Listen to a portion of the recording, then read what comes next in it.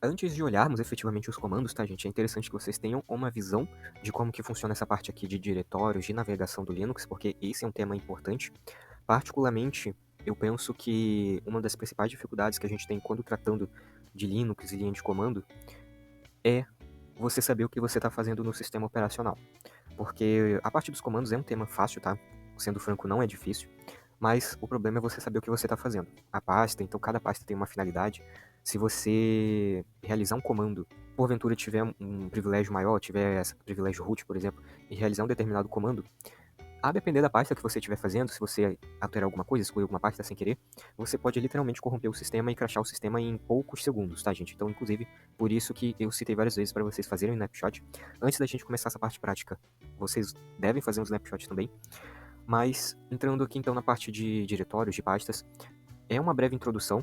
Aqui ao lado vocês podem ver, inclusive, esse GIF aqui, desse carinha aqui, né, do Bridge. Eu recomendo que vocês pesquisem sobre ele, deem uma olhada no LinkedIn. Ele posta, compartilha vários materiais interessantes, justamente por isso que eu deixei ele aqui.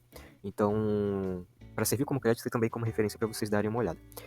Temos aqui então algumas pastas principais. Eu vou passar bem rapidamente, tá, gente? Existem várias pastas, mas para vocês terem uma noção e do que vocês podem fazer, o que não podem, o que cada uma coisa serve.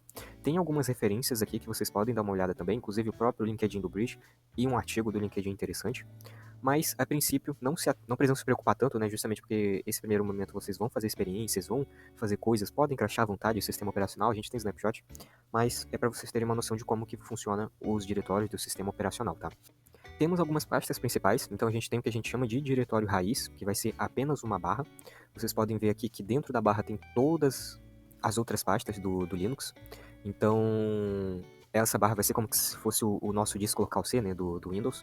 Dentro dela, então, a gente vai ter as pastas do nosso sistema operacional. A gente tem o root, que vai ser o diretório inicial do root, né, que é um diretório do nosso usuário que tem maior privilégio no sistema operacional, então ele tem uma pasta separada apenas dele, diferente dos usuários comuns que ficam na barra home, que seria justamente um diretório onde ficam as pastas, né, de cada usuário que estão presentes no nosso sistema operacional. Então se você tem usuário João, usuário Lucas, usuário Gil Biscleto, cada um desses usuários vai ter sua pasta aqui dentro da pasta home. Temos o barra bin, vai ser onde vão ficar os nossos binários, né, que são os nossos executáveis, os nossos programas, o que está rodando no nosso Linux. Então é uma pasta muito comum, muito famosa também. Em outras palavras, não entrem, não precisam se preocupar, essa pasta aqui a gente não vai mexer, pelo menos não para itens comuns, né? Não, nada coisa ali do dia a dia. O boot, então barra boot vai ser ali todos os nossos documentos relacionados à inicialização do nosso Linux. Se tem alguma tarefa, alguma coisa relacionada ali que tem que iniciar, se tem arquivos de configuração relacionados ao Grub, né, que é de toda essa parte aqui de inicialização do nosso Linux. O barra mídia vai ser o nosso ponto de montagem, então pendrives, né, equipamentos, itens, dispositivos removíveis vão estar linkados a essa pasta. TMP é uma pasta muito famosa, a gente utiliza muito ela para arquivos temporários, né, então a lógica é, vocês podem entrar aqui e fazer coisas à vontade, né, justamente porque tudo que está nesse diretório não vai permanecer no sistema quando ele for reiniciado. Então, justamente, é uma pasta temporária. etc é uma pasta interessante, tá? A gente pode entrar aqui constantemente. São arquivos relacionados à configuração do nosso sistema operacional. Então, aqui a gente entra para alterar um documento específico relacionado a um serviço, alguma aplicação, alguma coisa. Então, são documentos que a gente entra e altera, né, algum parâmetro, alguma coisa para refletir na configuração do funcionamento do nosso sistema, do nosso serviço. E por último aqui o barra home, né, como eu citei, ele vai ter aqui os usuários do nosso sistema operacional. Então essa imagem aqui, por exemplo, né, meu usuário aqui nesse momento era esse Mint aqui, barra MV. Então, dentro dele eu tenho meus documentos relacionados a esse usuário. Tenho área de trabalho, tenho os documentos, downloads, imagens, músicas, vídeos. Então aqui são todos os documentos relacionados a esse meu usuário. Então, esses aqui são apenas alguns diretórios, tá? Aqui ao lado vocês têm uma visão um pouquinho mais completa. Então, aqui está o etc, né? São arquivos de configuração, o bin são os binários, o var, né, que é interessante também, tem alguns dados variáveis aqui, o tmp, os arquivos temporários, o home, né, dados do pessoal, dos usuários. Então, cada um desses aqui vai ter uma finalidade, tá? A gente vai ter alguma utilidade ali pra gente no dia a dia. Algumas a gente nem vai entrar, talvez no curso inteiro a gente nem entre. Provavelmente vocês também nunca vão entrar, porque foge muito do escopo, não faz sentido a gente entrar, ou pelo menos nada do dia a dia, né? Talvez alguma configuração, algo muito específico, vocês estão fazendo algum troubleshoot, resolvendo alguma coisa, instalando, talvez vocês tenham que entrar, mas geralmente tem pastas que a gente nunca vai entrar.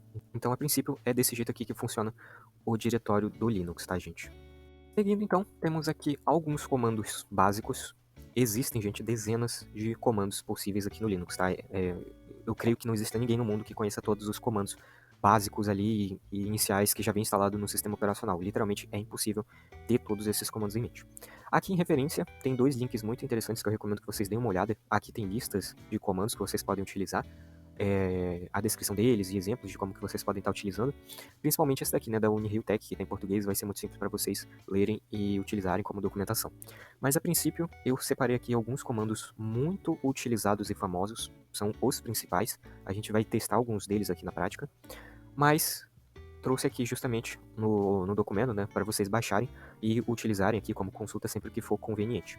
Eu deixei separado em grupos aqui, então cada cor desses aqui vai ter um grupo específico para facilitar caso vocês queiram encontrar aqui no material, aqui nas aulas, e também porque cada um desses grupos tem um certo divertente, né? Então o grupo 1, por exemplo, a gente tem alguns comandos um pouco mais iniciais, então buscando ajuda, vendo o sistema operacional, vendo processos que estão rodando, como que a gente encerra o processo.